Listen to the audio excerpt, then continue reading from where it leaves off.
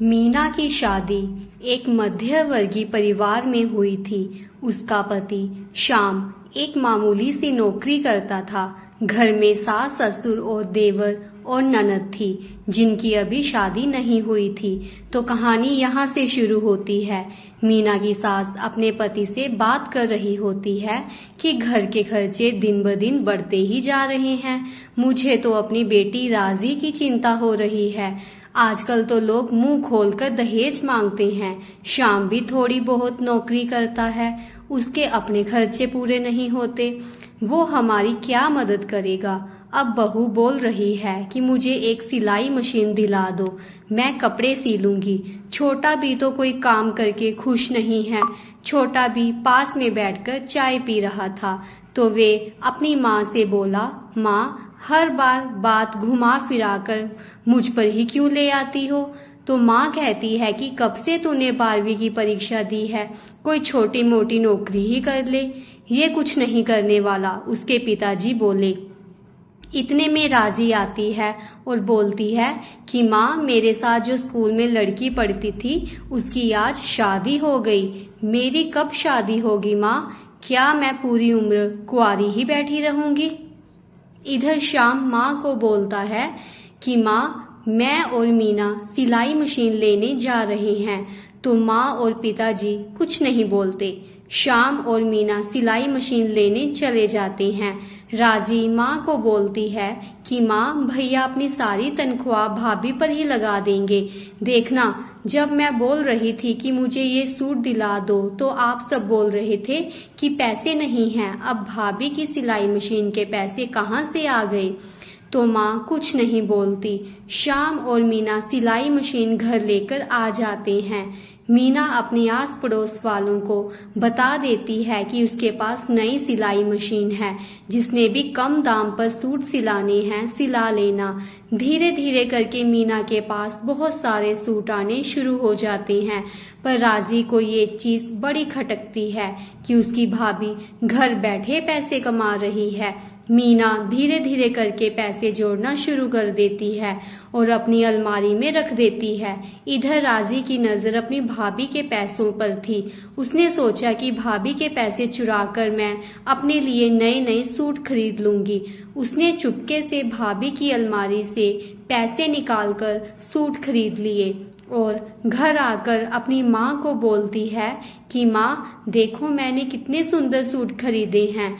तो माँ बोली कि तूने इतने पैसे कहाँ से लिए हैं। तो राजी कहती है कि माँ मुझे भैया ने दिए थे राखी पर, मैंने संभाल के रखे थे कि इन पैसों का अपने लिए सूट खरीदूंगी। तो माँ कहती है कि अपनी भाभी को बोल कि मुझे सूट सिल दे। तो राजी कहती है कि ठीक है माँ। राजी भाभी के पास जाती है और बोलती है कि भाभी देखो मैं सूट लेकर आई हूँ, आपने कहाँ देखे होंगे ऐसे सूट, वो भी इतने महंगे। मीना सूट देखती है और सोचती है कि इसके पास तो पैसे भी नहीं हैं, फिर इसने सूट कहाँ से खरीद लिए। मीना बिना कुछ सोचे समझे राजी को बोलती है कि ठीक है मैं सील दूंगी। रात को जब श्याम मीना को बोलता है कि मीना तुम्हारे पास कुछ पैसे हैं तो मुझे दे दो, मैं तुम्हें वापस लौटा दूंगा। मीना कहती है कि ये क्या बात हुई, आपको पैसे वापस लौटाने की कोई ज़रूरत नहीं है। जब मीना अलमारी खोलती है तो देखती है कि पैसे तो नहीं हैं और वे चिल्लाने लग पड़ती थी।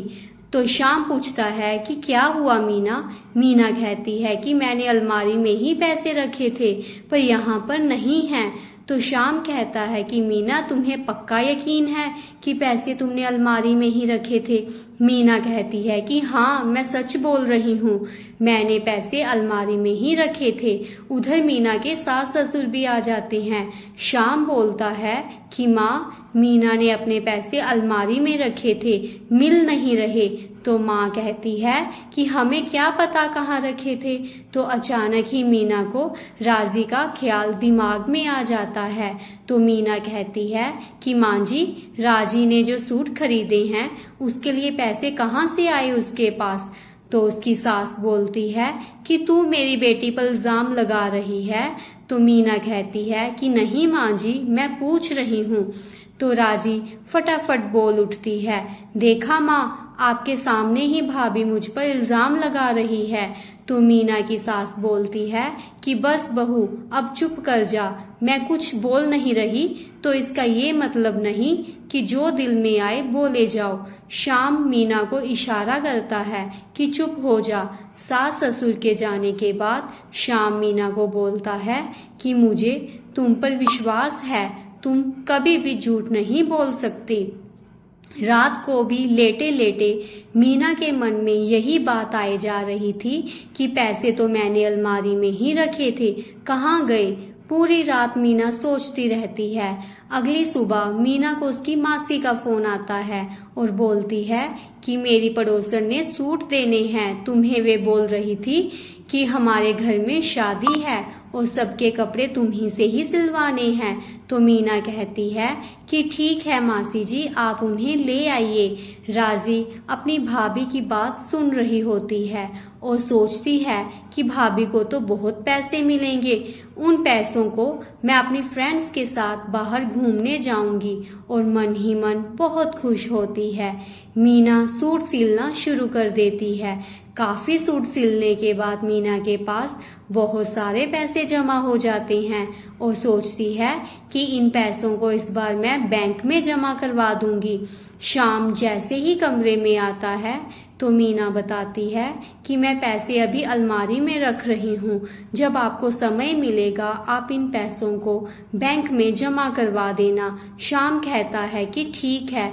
मीना राजी चुपके से उनके कमरे में देख रही थी। मीना सारे पैसे अलमारी में रख देती है और कपड़े धोने बाहर चली जाती है। शाम भी बाहर चला जाता है। राजी फटाफट भाभी के कमरे में जाती है और अलमारी खोलती है और पैसे ढूंढती है। अचानक से ही मीना को याद आता है कि मैंने जो अपना सूट सिला है उसको भी एक बार पानी में से निकाल देती हूँ। जैसे ही मीना अपने कमरे में जाती है और राजी को अपनी अलमारी खोले हुए देख लेती है, मीना इस बार राजी को रंगे हाथों पकड़ लेती है और बोलती है कि ननद जी, इस बार तो आपका असली शीशा सामने आ गया है। मीना शोर मचाती है।